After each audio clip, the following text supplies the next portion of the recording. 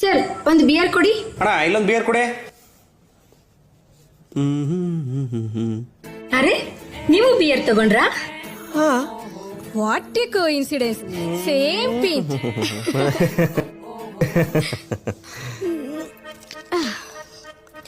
ಹೌದು, ನೀವೇನು ಕುಡಿತಿದ್ದೀರಾ? ನಾನು ಇವತ್ತು ತುಂಬಾ ಖುಷಿಲಿದ್ದೆ, ಹಾಗಾಗಿ ಕುಡಿತಾ ಇದ್ದೀನಿ.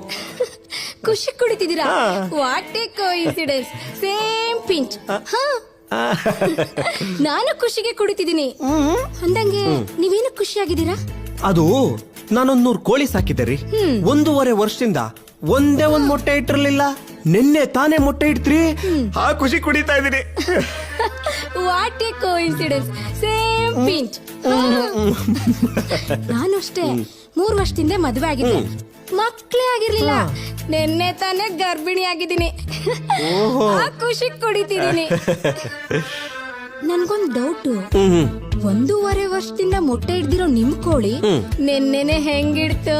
ಅದಾ, ಬನ್ನಿ ಇಲ್ಲಿ. ನಮ್ ಫಾರಂ ಅಲ್ಲಿದ್ದ ಹಳೆ ಗಂಟು ಕೋಳಿಗಳನ್ನೆಲ್ಲ ಚೇಂಜ್ ಮಾಡಿ ಹೊಸ ಗಂಟು ಕೋಳಿಗಳನ್ನ ತಂದು ಬಿಟ್ಟೇರಿ. ಬೋಡಿ ಮಗು ನೆನ್ನೆನೆ ಮೊಟ್ಟೆ ಇಟ್ಬಿಡದ. ಬನ್ನಿ ಬನ್ನಿ. ವಾಟ್ ಎ ಕೋಇನ್ಸಿಡೆನ್ಸ್ ಅಲ್ವಾ? Same pinch.